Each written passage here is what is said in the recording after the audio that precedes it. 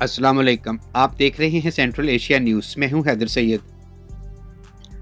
گزشتہ روز all government employees clearance alliance اگیگا پاکستان کی جانب سے جاری احتجاجی تحریک کے سلسلے میں آج بھی ملازمین کا دھرنا بدستور جاری رہا۔ گزشتہ روز کی طرح آج مورخہ 13 فروری کو بھی سرکاری ملازمین نے اپنے مطالبات کے حق میں بھرپور اور منظم انداز میں احتجاج ریکارڈ کروایا۔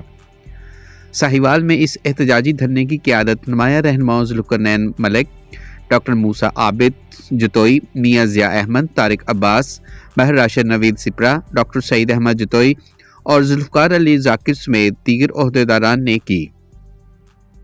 اس موقع پر خطاب کرتے ہوئے ماہر راشد نوید سپرا نے کہا کہ ہم گرفتاریاں قبول کر لیں گے مگر اپنے جائز حقوق سے دستبردار نہیں ہوں گے۔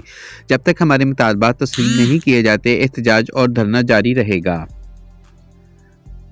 تمام قائدین نے اس عزم کا اظہار کیا کہ وہ ملازمین کے حقوق کے تحفظ اور حصول کے لیے ہر آئینی اور جمہوری راستہ اختیار کریں گے۔